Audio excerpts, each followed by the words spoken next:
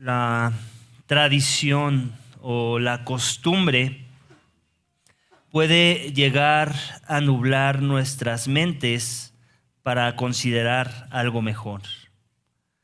Si, por ejemplo, has sido usuario de Android desde siempre y alguien te trae la atención que hay algo mejor en iOS, puede ser que te cueste trabajo considerar ese algo mejor. Si eres fan de la América, por ejemplo, por tradición, porque tuviste un mal momento en la vida, y alguien te trae a la atención el considerar algo mejor, como los Pumas de la UNAM,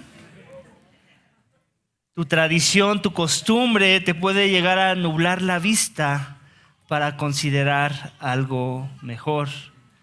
Si tu tradición es ver películas, eres un amante de las películas y muchas veces ves películas inspiradas en libros, pero alguien te trae la atención de considerar algo mejor y leer el libro en vez de ver la película, o leer el libro antes que la película para que tengas una mejor visión y un mejor entendimiento y apreciación de la película. Muchas veces nuestra vista nos puede llegar, nuestra tradición nos puede llegar a nublar, considerar ese algo mejor. Si eres amante de los gatos, también tuviste un mal día por ahí, dijiste voy a adoptar un gato, voy a comprar un gato, y alguien te trae la atención que existen los perritos y te lo propone como algo para considerar algo mejor. Nuestra tradición, nuestra costumbre de haber estado rodeado de un gatito por bastante tiempo nos puede llegar a nublar la vista, amén, de considerar algo mejor. ¿A qué voy con todo esto, iglesia? Que las tradiciones, esa costumbre, muchas de las veces cuesta trabajo dejarla, ¿cierto? Y lo podemos ver a veces en la religión misma.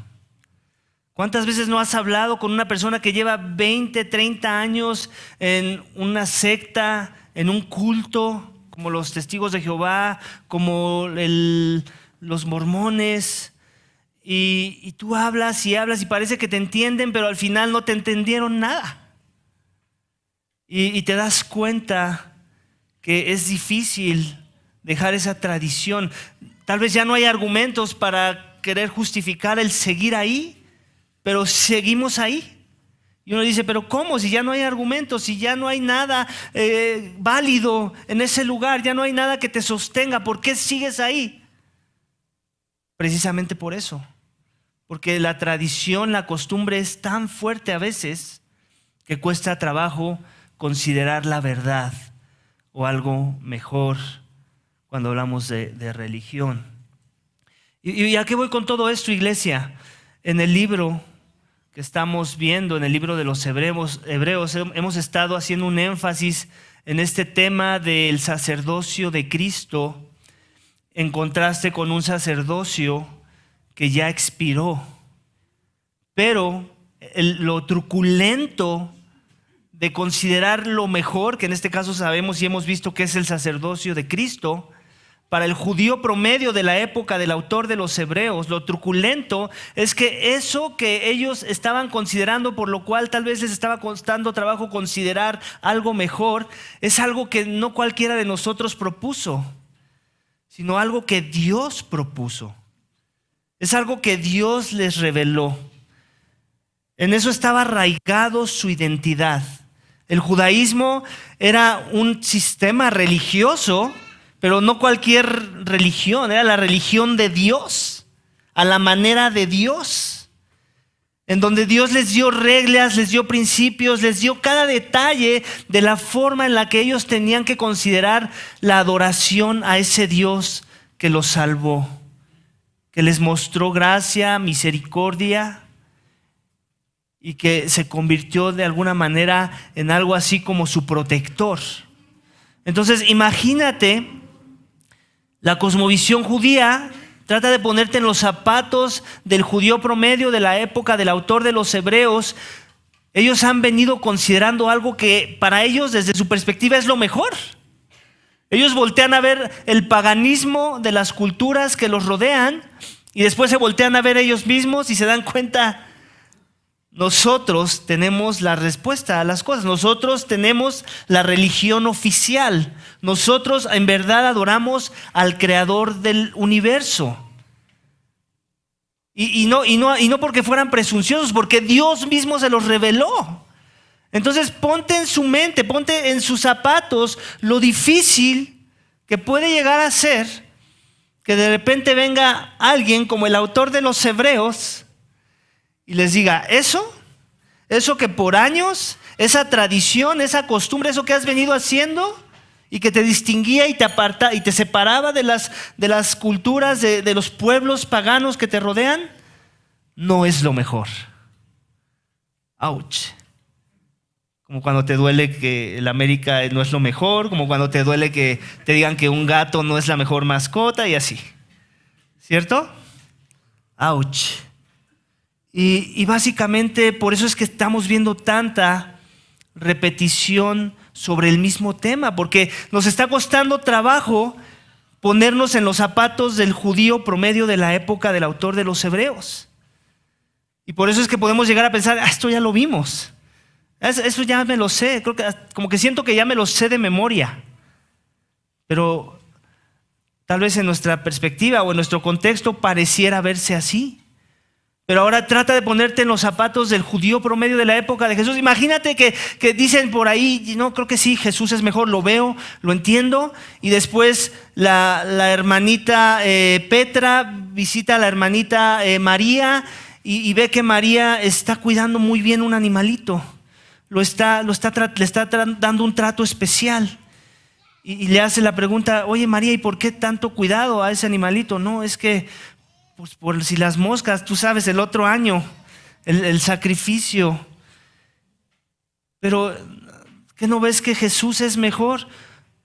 No, sí, pero tú sabes, pues ha sido la tradición de nuestros padres.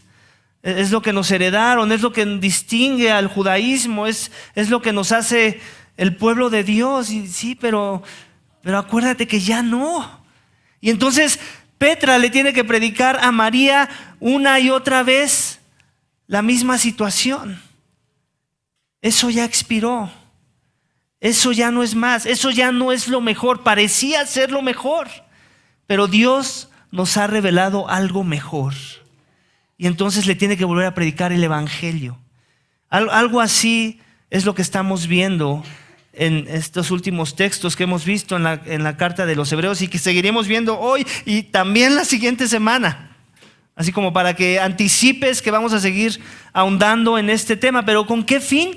Con el fin de que quede bien cimentado de que en verdad Jesús es mejor. Ese es el título de la serie de Hebreos que pusimos. Jesús es mejor. Y tal vez no apela mucho con respecto al sacrificio, porque ya no somos judíos, no hemos venido haciendo eso por años, presentar sacrificios a través de un sistema de sacerdotes, pero tenemos otras cosas a las que nos acostumbramos, cosas que se convierten en mi tradición y que muchas veces ponemos por encima del sacerdocio perfecto de Cristo, que es muchísimo mejor. Amén. Entonces ese es el título de mi mensaje esta mañana: Jesús, un mejor sacerdote con un mejor pacto. Jesús, un mejor sacerdote con un mejor pacto. Y vamos a tener dos subénfasis en nuestro texto esta mañana. El primero de ellos lo vamos a encontrar en versículos 1 al 5, donde veremos que su sacerdocio es el original. Esto es celestial. Su sacerdocio es el original, celestial. Y al final tendremos otro subénfasis, versículos 6 al 13, donde también veremos que su nuevo pacto media para salvación. Su nuevo pacto media para salvación. Vamos a ver el primero de ellos. Jesús, un mejor sacerdote con un mejor pacto, porque su sacerdocio es el original. Acompáñame a leer nuevamente versículos 1 al 5 del capítulo 8 de los Hebreos. Ahora bien, el punto principal de lo que se ha dicho es este: tenemos tal sumo sacerdote que se ha sentado a la diestra del trono de la majestad en los cielos, como ministro del santuario y del tabernáculo verdadero que el Señor erigió, no el hombre. Porque todo sumo sacerdote está constituido para presentar ofrendas y sacrificios, por lo cual es necesario que este sumo sacerdote también tenga algo que ofrecer. Así que si él estuviera sobre la tierra, ni siquiera sería sacerdote, habiendo sacerdotes para presentar las ofrendas según la ley, los cuales sirven a lo que es copia y sombra de las cosas celestiales, tal como Moisés fue advertido por Dios cuando estaba a punto de erigir el tabernáculo. Pues dice él: haz todas las cosas conforme al modelo que te fue mostrado en el monte. Todos, ¿cierto? En la época en la que vivimos, estamos muy familiarizados con el original y la copia. Lo encuentras en todas las cosas ya que existen. Hasta en material de construcción hay original y copia. Es increíble, o sea, de todo hay original y copia. Ya no hay nada que, creo que nada más de tu propia persona es que no existe una copia. Pero de todo lo demás ya existe. Es curioso que ese es el sistema en el que nos movemos. Y también es curioso que Dios le reveló a Israel en un inicio, no el original, sino una copia. ¿Pero con qué fin? ¿Con el fin de que se enamoraran de la copia? ¿Con el fin de que fuera la copia lo que ellos abrazaran, atesoraran, anhelaran, en donde encontraban su esperanza y su salvación? No, ¿verdad?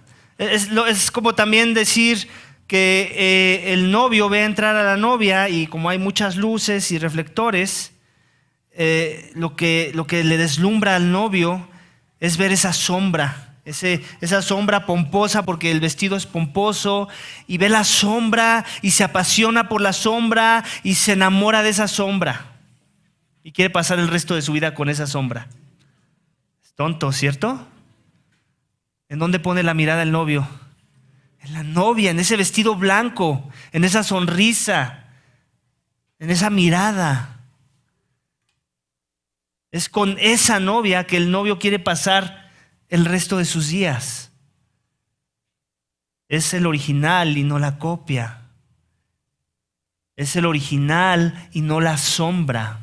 Ese es el lenguaje que vemos aquí descrito en el libro de los Hebreos. Vamos a leer nuevamente. Dice: ahora bien, el punto principal de lo que se ha dicho es este. El autor de los Hebreos está diciendo: todo esto que te estoy diciendo es para llegar a esta conclusión final. Este es el punto principal. Todo esto, si hay algo que no me entendiste de lo pasado, entiéndeme esto.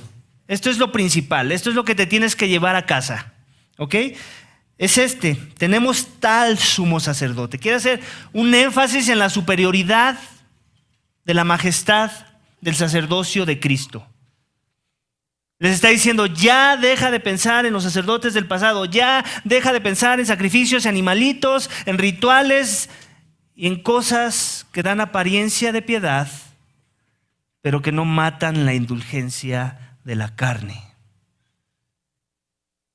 Que se ha sentado a la diestra del trono de la majestad en los cielos. Este no es cualquier sumo sacerdote. Los sumos sacerdotes del pasado no tenían ni siquiera permiso de sentarse. Eso mostraría irreverencia. Ellos tenían que ser reverentes en su trabajo. Aquí estamos hablando de un sacerdote de otro orden. Ya lo hemos visto antes. ¿De qué tipo de orden? Como el de Melquisedec. No cualquier sacerducho por ahí, sino un sacerdote rey. Y como todo rey que es digno de un trono, se puede sentar en ese trono. Este es el tipo de sacerdote que nos representa ahora, que está sentado a la diestra del trono de la majestad en los cielos. Como ministro, ¿te das cuenta? El ministerio no ha cambiado. Lo que cambió fue el sacerdocio. Pero el ministerio sigue siendo el de ser un ministro, alguien que sirve, alguien que sirve como un mediador, como un intercesor. Dice, como ministro del santuario y del tabernáculo verdadero, el original, no la copia, que el Señor erigió, no el hombre. Esa es la clave. ¿Por qué es el verdadero? ¿Por qué es el mejor? ¿Por qué es el original? Porque no fue hecho con manos sucias. Ese que ellos irgieron, los israelitas, cuando salieron de Egipto, ¿quiénes lo irgieron? Hombres, meros hombres. Aquí eso representaba el modelo, por decirlo así, la sombra de algo mejor. Eso debía ser el camino que apuntaba a un mejor camino, a un mejor paradero. No el hombre. Dice, porque todo sumo sacerdote, y aquí nos está dando como una breve explicación, así como que recuerda estas cosas. Porque todo sumo sacerdote está constituido para presentar ofrendas y sacrificios, por lo cual es necesario que este sumo sacerdote también tenga algo que ofrecer. En otras palabras, no hace ningún sentido que entre al tabernáculo, que se ponga a trabajar si no es para ofrecer sacrificios, porque esa es su chamba. Esos eran los sacerdotes, eran carniceros. Tenían que quitar vida a los animalitos. ¿Ok? Entonces es lo que está diciendo. Todo sumo sacerdote, esa es su función. Y tienen que ofrecer algo.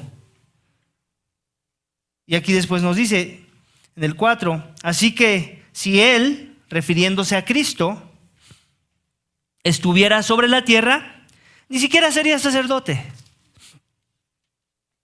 ¿Qué está diciendo? ¿Acaso está contradiciendo todo lo que ya dijo de que él es un sumo sacerdote? Lo que está diciendo es, deja de pensar en la ley de Moisés. Deja de pensar en la ley levítica para encontrar reconciliación con Dios, para encontrar un mediador. ¿De qué tribu es Cristo? De Judá. Él no califica para ser un sumo sacerdote. Si él estuviera en la tierra, si él fuera un mero sacerdote a nivel horizontal, él ni califica, según la ley levítica. Y la razón por la que califica es porque él no es cualquier sumo sacerdote, porque él reconcilia no a nivel horizontal, sino a nivel vertical.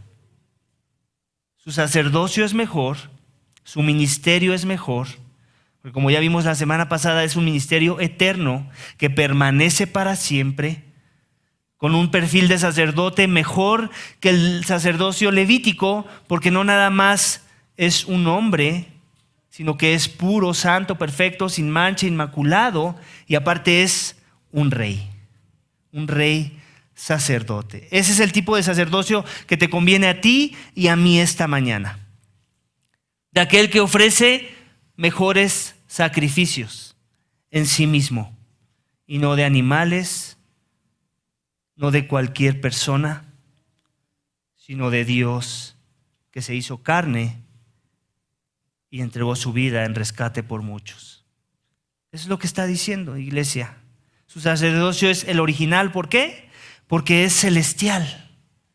Ese es el sacerdocio que a ti y a mí nos conviene en esta mañana. Ese tipo de mediador, ese tipo de intercesión. Tú no quieres otro tipo de intercesión. Tú no quieres venir a Dios con tus propios regalos, decir, Dios, mira, hice esto. ¿Así me aceptas? ¿Sabes qué va a hacer Dios? Ni siquiera te va a voltear a ver. Porque Dios ya te dio un medio de aceptación. Y Él lo que quiere es que te humilles y reconozcas que lo que necesitas no es presentar tus mejores, sino algo que es en verdad mejor. Porque es perfecto, porque es el original. Ese es el evangelio, iglesia. Es el evangelio que trae descanso. Porque cuando entiendo eso, entonces ahora sí puedo vivir para Dios. Es hasta que entiendo que no hay nada que yo pueda ofrecer a Dios que puedo en verdad vivir para Dios. Pero mientras no entienda eso, mi condición humana caída y perversa me van a llevar a querer buscarle regalitos a Dios. ¿Y sabes qué Dios va a hacer con tus regalitos? Si vives ahí y no te arrepientes de pensar que puedes ganar su favor y de que te puedes acercar a Él por medio de tus buenas obras, los va a echar al fuego junto contigo. Y tú no quieres eso. Porque Dios ya nos mostró una mejor forma, amén. Él ya nos mostró algo mejor en la persona de Cristo, ese mejor sacerdote, porque es el original celestial. Amén, iglesia. Ese es el primer subénfasis de nuestro texto esta mañana, y esto es lo que tenía que entender la audiencia original del autor de los Hebreos y también nosotros en la audiencia de nuestros días. Deja de pensar en qué regalitos, qué sacrificios le vas a ofrecer a Dios. No hay ninguno que sea suficiente, calificado, como para poder decir, eso es perfecto, eso es digno de entrar a la presencia de Dios. Amén. Vamos al siguiente subénfasis, iglesia, versículos 6 al 13. Dice esto: pero ahora, bueno, antes de pasar ahí, asumo que te das cuenta que el último versículo, haz todas las cosas conforme al modelo que te fue mostrado en el monte, es una cita del Antiguo Testamento cuando Dios saca a Israel por medio de la mano de Moisés, que era la mano de Dios respaldándolo ahí, y que le da instrucciones de cómo erguir el tabernáculo. Él le está dando esta instrucción, le dice estas palabras conforme al modelo que te fue mostrado en el monte. Es un modelo, como cuando le das a alguien la presentación de una casa que vas a construir y le muestras ¿qué? Los planos. Tal vez ya ahorita con la tecnología que existe, hasta en 3D se lo muestras, pero eso no es lo que se va a quedar la persona, ¿verdad? No es por eso por lo que te va a pagar si eres un arquitecto. Él quiere ver eso construido, lo real, ¿no? Es similar. Dios le dio el modelo de las cosas celestiales a un nivel horizontal para que le pudiéramos entender, para que pudiéramos entender cómo es que Dios se puede relacionar con hombres caídos, pecadores, que no se alinean a su carácter y a su perfección, para que cuando Él nos revele al original, a lo que en verdad nos acerca a Él, entonces tenga todo sentido que queramos venir a Dios a través de Cristo. Amén. Y eso, por si después quieres echarle un vistazo, está en Éxodo 25, versículos 9 al 45. Por si después quieres leer toda esta historia de cómo Dios le reveló a Moisés los detalles de cómo debían de construir el tabernáculo. Ahora sí, vamos al siguiente subénfasis, donde vamos a ver que su nuevo pacto media para salvación. Su nuevo pacto media para salvación. Dice, pero ahora Jesús ha obtenido un ministerio tanto mejor, por cuanto Él es también el mediador de un mejor pacto, establecido sobre mejores promesas. Pues si aquel primer pacto hubiera sido sin defecto, no se hubiera buscado lugar para un segundo. Porque reprochándolos Él dice, miren que vienen días, dice el Señor, en que estableceré un nuevo pacto con la casa de Israel y con la casa de Judá, no como el pacto que hice con sus padres el día que los tomé de la mano para sacarlos de la tierra de Egipto, porque no permanecieron en mi pacto, y yo me desentendí de ellos, dice el Señor, porque este es el pacto que yo haré con la casa de Israel. Después de aquellos días, dice el Señor, pondré mis leyes en la mente de ellos y las escribiré sobre sus corazones. Yo seré su Dios, ellos serán mi pueblo, y ninguno de ellos enseñará a su conciudadano, ni ninguno a su hermano, diciendo, conoce al Señor, porque todos me conocerán, desde el menor hasta el mayor, pues tendré misericordia de sus iniquidades y nunca más me acordaré de sus pecados. Cuando Dios dijo un nuevo pacto, hizo anticuado al primero, y lo que se hace anticuado y envejece está próximo por desaparecer. Cuando hay mejores zapatos, ¿qué haces con los viejos?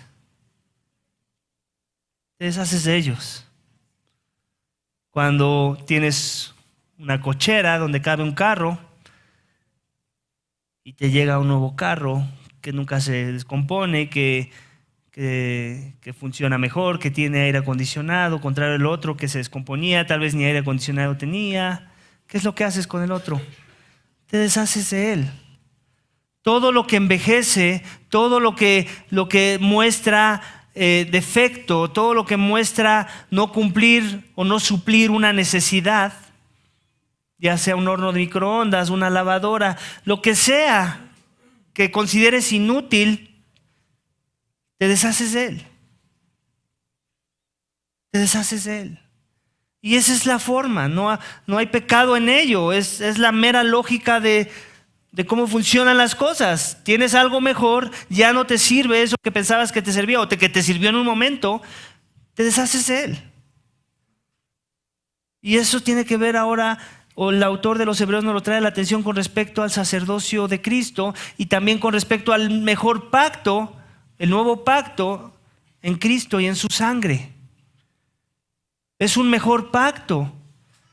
No está diciendo que el otro haya sido malo, también tenemos que aclarar. No estamos diciendo la ley era mala.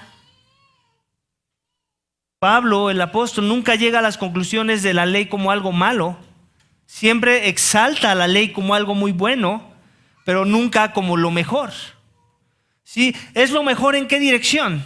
Y este es el error de muchos que a veces no entendemos el por qué los 10 mandamientos y todo el moralismo que vemos en el Antiguo Testamento. Muchas veces pensamos que Dios dio su ley para que la obedezcamos primeramente. Y ese es el error. Y por eso nos convertimos en unos religiosos que queremos imponer religión y reglas sobre nosotros y sobre los demás. Porque pensamos que esa es la principal motivación de Dios cuando nos da su ley, cuando sí es una de sus motivaciones, no estoy diciendo que no, pero no es la principal. ¿Cuál es la principal motivación de Dios al darnos su ley? Como sus criaturas creados a su imagen y semejanza. ¿Alguien sabe cuál es? Protegernos, sí, salvación, todas esas cosas están bien, pero hay algo más preciso en la respuesta. Convivencia con Él, sí, pero todas las respuestas que me están dando son correctas, pero se centran en los beneficios que yo tengo. ¿Se dan cuenta?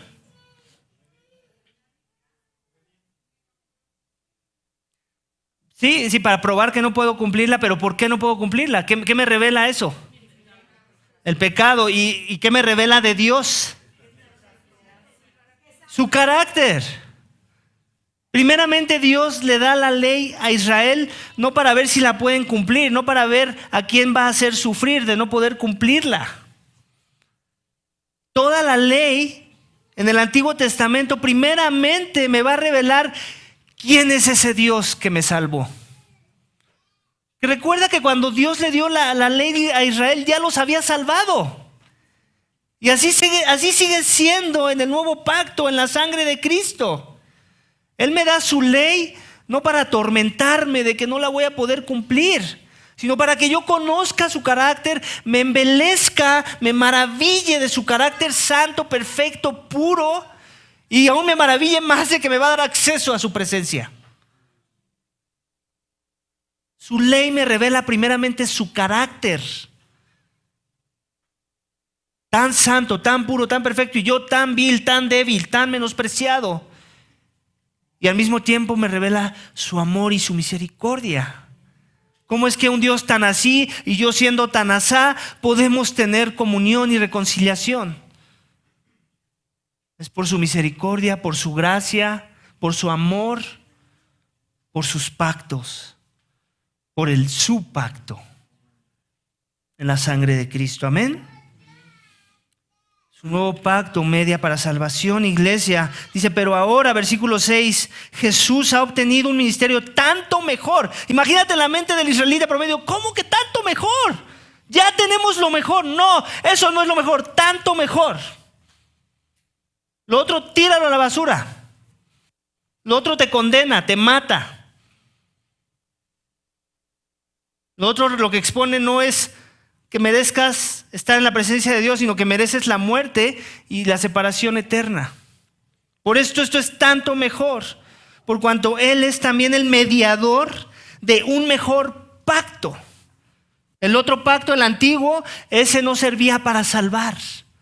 Sí, te mostraba su misericordia en una perspectiva, te mostraba la redención en algunas perspectivas, lo vimos en Levítico, ¿cierto? El lenguaje de redención, el lenguaje de misericordia, de perdón. Lo mostraba, pero como una copia. No como lo que en verdad iba a traer perdón, lo que en verdad iba a traer reconciliación. Era nada más como para que dijeras, wow, se ve bonita la copia. Oh, siento el descanso de haber ofrecido el sacrificio correcto. Pero después no pasan más de un día cuando ya siento el peso de mi pecado y la necesidad de ofrecer un nuevo sacrificio. Eso era la ley de Moisés. Pero Cristo es mejor, establecido sobre mejores promesas.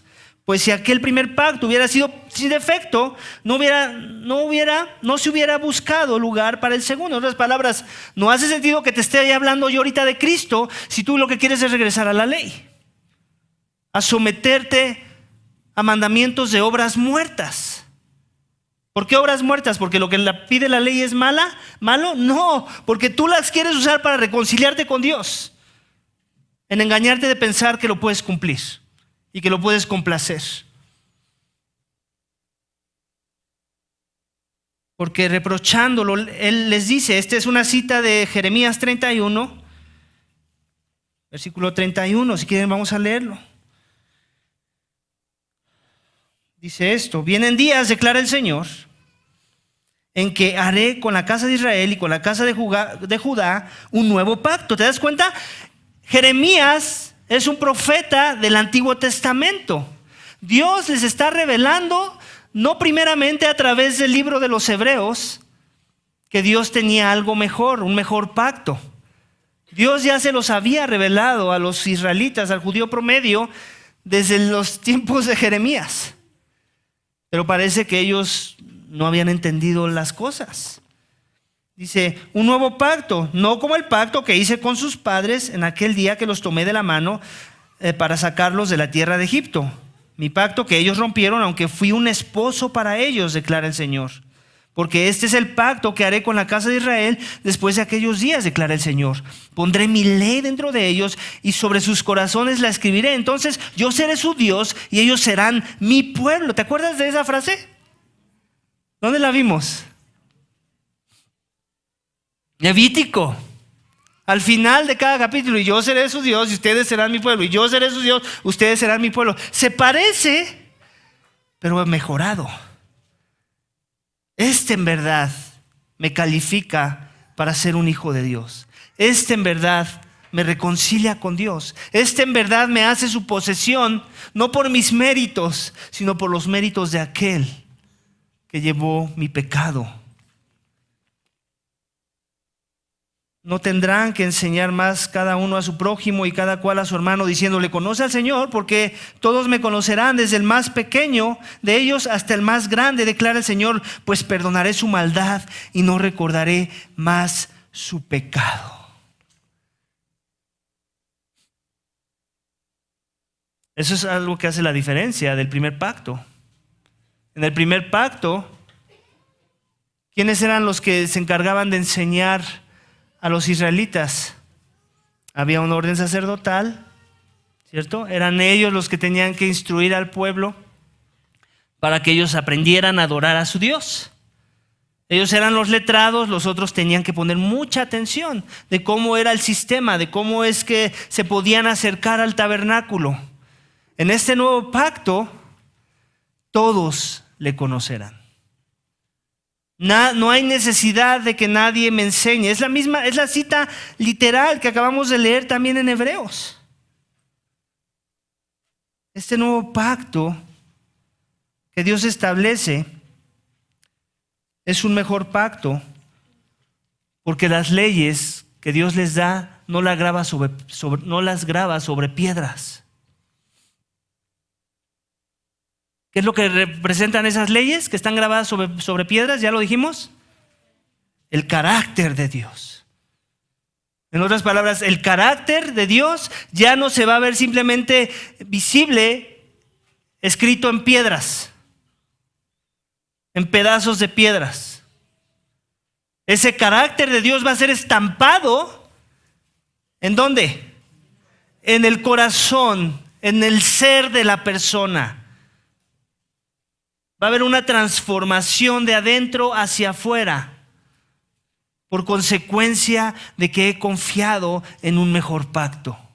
Y es solo para los que han confiado en ese mejor pacto que pueden tener la certeza de esas promesas, de que tu corazón va a ser transformado de adentro hacia afuera. Si tú sigues confiando en un pacto similar al del judío promedio de la época, que era dudoso, que no estaba considerando a Cristo como su mayor tesoro, sino más bien un pacto de obras que te justifican según tu desempeño, según lo que tú crees que tienes muy bueno y que le puedes ofrecer a Dios, si ese sigue siendo tu confianza esta mañana, estás frito. Dios no te va a transformar, ¿sabes? Tú crees que te ves bien, pero desde la perspectiva de Dios, sus leyes no están escritas en tu corazón. Porque tus motivaciones, aunque hagas algo que se parezca y se vea muy cristiano, siguen siendo egoístas, siguen siendo centradas en el yo, en cómo me veo bien, en cómo me califico como bueno en base a mi propio estándar de bondad, no en base a la bondad perfecta del carácter santo de Dios.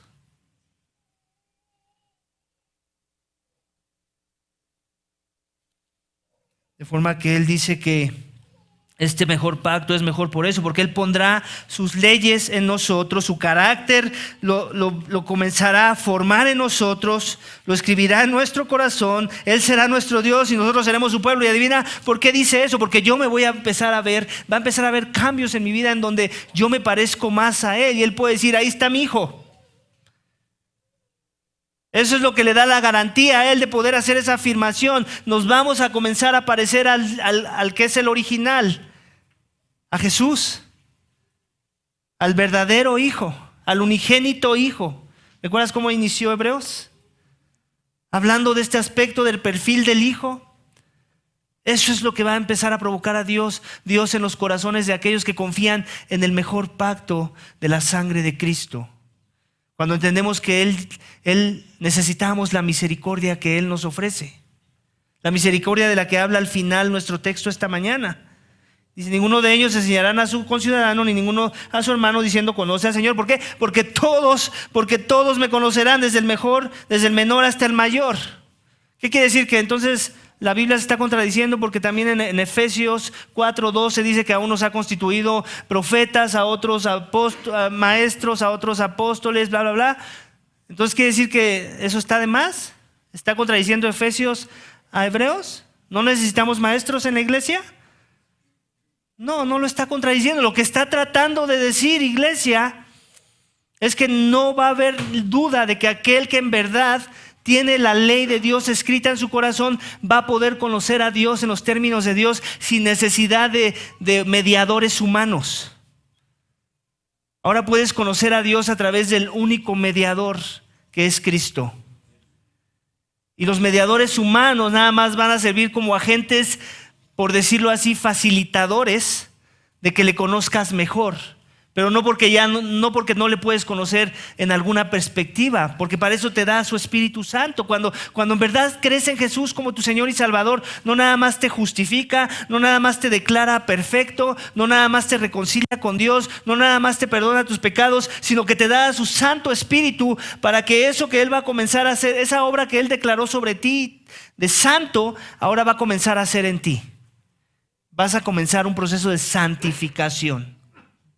Y Dios te va a empezar a apartar de la inmundicia, así como lo vimos en Levítico, que ellos se tenían que apartar de la inmundicia. Ahora tú te vas a comenzar a apartar de la inmundicia, pero no de un sistema de obras religiosas como el santuario que vimos en Levítico, sino de un sistema donde el corazón va a ser transformado, en donde Dios va a estar obrando y moldeando su carácter, moldeando su esencia, moldeando sus atributos en tu persona, para que entonces se pueda decir de ti que eres un ciudadano de su reino, un verdadero hijo de Dios. ¿Por qué? Porque has confiado en un mejor pacto para mejor salvación. Él tendrá misericordia, dice, pues tendré misericordia de sus iniquidades y nunca más me acordaré de sus pecados. Esto son buenas noticias para el judío promedio de la época del autor de los Hebreos. Año con año ellos eran recordados de que Dios se acordaba de sus pecados, y por eso es que año con año ellos tenían que ofrecer una vez más un sacrificio. Ese es el pacto de la ley de Moisés. El nuevo pacto en la sangre de Cristo, estas son las palabras: y nunca más me acordaré de sus pecados. Esta es la mejor misericordia que Dios mostró a través de la obra de Cristo, porque su sacrificio perfecto cuenta y vale para que nunca más Dios se acuerde de tus pecados. ¿Qué quiere decir? ¿Que Dios se le da Alzheimer cuando todos entramos al cielo? No, obviamente no. Lo que quiere decir, ya no voy a necesitar más sacrificio por tus pecados, porque ya hubo uno que fue suficiente para pagarlos todos. No tengo que volver a proponer una nueva demanda de sacrificios. Los recuerdo muy bien, pero ya no demando sacrificio porque ya se dio, ya se cumplió. Tetelestai, consumado es. Completado es. No más matanzas de animales. Yo soy el Cordero inmolado, dice Jesús, que quita los pecados del mundo. Yo soy, consumado es. Dejemos de proponer formas de justificarnos delante de Dios. Mejor ven a través de un mejor mediador, no de obras muertas, no de religiosidad, no de buenas intenciones, sino de un corazón contrito y humillado que reconoce su más grande necesidad de misericordia en la persona de Cristo, cuando Cristo pagó por tus pecados en esa cruz, porque reconoces que lo que merecías era la muerte eterna, separado de la presencia de Dios por la eternidad, porque eso es lo que merecías por haber ofendido a un Dios tan santo, tan limpio, tan puro, tan amoroso. Cuando entendemos eso, entonces nuestra única opción es correr a los pies de Cristo y humillarnos ante Él y decir: reconcíliame con el Padre. Solo tú. No permitas que ninguna de mis obras se quieran erguir y levantar como para que las sean tomadas en cuenta. Eso es paganismo. Sobre esa actitud va a caer la ira de Dios. Necesitas gracia, necesitas humillación, necesitas reconocer ese mejor pacto, porque ese mejor pacto lo que ofrece es un mejor sacrificio con una mejor sangre, la sangre de Cristo que quita el pecado de este mundo. Necesitas venir a Él esta mañana, necesitas recibir ese tipo de misericordia, y si vienes a Él en un corazón sincero, contrito y humillado, Dios no te va a despreciar. Dios no te va a rechazar. Puedes ser reconciliado hoy con Dios si aún no le conoces. Necesitas arrepentirte de tus pecados y poner tu fe en la obra del mejor pacto, en la sangre de Cristo Jesús para salvación. Amén. Ese es el evangelio que el autor de los Hebreos te quiere predicar esta mañana. Mejor pacto con mejores promesas. Y por último, dice, cuando Dios dijo, un nuevo pacto hizo anticuado el primero, y lo que se hace anticuado envejece y está próximo para desaparecer. Tú no quieres que se diga de tu fe que es una fe anticuada, ¿cierto? Tú no quieres que se diga de ti que eres un necio porque se te ha presentado lo mejor y tú sigues aferrado a tu tradición, a tu costumbre, a aquello que piensas que te va a reconciliar con Dios. La fe cristiana es muy simple. Es tan simple que muchos se la pierden por la simpleza que esta es. Simple en cuanto a lo que tenemos que entender para atesorarla. Y ya después se vuelve complicada. Pero no en tus fuerzas. Al final se vuelve otra vez simple. Lo único que tienes que entender es que Cristo es mejor. Eso que piensas que te va a traer paz, reconciliación, consuelo, amistad con Dios, que no sea Cristo, lo tienes que desechar. Esa mejor obra, ese esfuerzo tuyo que dices, pero si yo hago mejor ya esto, entonces ahora sí Dios me va a aceptar. ¿Has tenido ese pensamiento, tal vez? Es que si hago mejor esto otro, ahora sí ya soy calificado para entrar a la membresía de la iglesia. Si ese pensamiento ronda tu mente, sigues pensando según eso que ya envejeció y no has querido considerar lo mejor. Así es que por favor escucha la voz de Dios a través del autor de los Hebreos esta mañana. Sé sensible y humilde a la enseñanza que Dios quiere traer a tu vida si aún no le conoces. Y solamente humíllate, arrodíllate ante Dios, clama por su misericordia y Él te la va a dar. Muéstrale manos vacías, no vengas con nada de lo que te puedas jactar, porque no hay jactancia más que en la cruz de Cristo. Y es solo esa cruz la que te reconcilia y te da verdadera paz y salvación con Dios. Amén. Vamos a orar, iglesia, para que Dios nos dé esa gracia. Padre, te doy gracias por tu palabra. Gracias por la misericordia que nos muestras a través del texto hoy. Gracias porque eres paciente con nosotros como lo fuiste con la audiencia del libro de los Hebreos.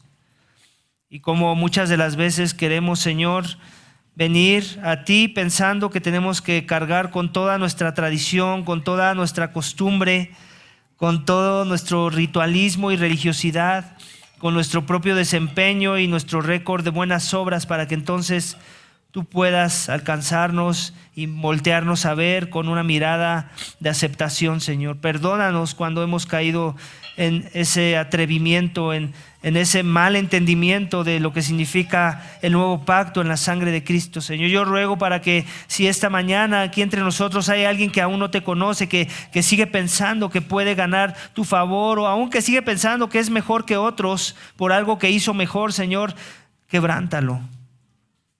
Que se arrepienta, que reconozca que no hay nada mejor, que el mejor regalo tú nos lo diste y vino en la persona de Cristo, el que se hizo carne, el que lo consumó todo y dijo, consumado es, tetelestai, ya se pagó, nada más que ofrecer, porque ya se ha ofrecido todo. Ese es el sacrificio de un mejor pacto con mejores promesas que en verdad salvan, al cual nos queremos aferrar hoy. Yo ruego, Padre, por si aquí entre nosotros hay alguien que aún no te conoce, que sigue manejándose bajo los principios del antiguo pacto, en tratar de ganar tu favor por medio de méritos, de obras muertas que nunca serán suficientes, Señor. Muéstrale la verdad, muéstrale tu gracia, muéstrale a Cristo, que Cristo se vuelva como lo más preciado, como la perla de gran valor, como aquello por lo cual está dispuesto a venderlo todo, porque Cristo es mejor. Todo esto te pedimos y te damos gracias en el nombre de Cristo Jesús. Amén.